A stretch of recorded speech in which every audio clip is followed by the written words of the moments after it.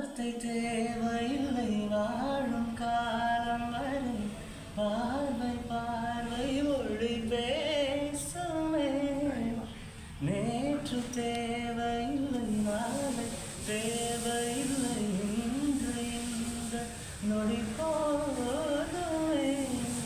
வேறென்று இது என்று விண்ணும் தூங்கும் மழை என்று இது என்னை இவன் தோட்டம் பூ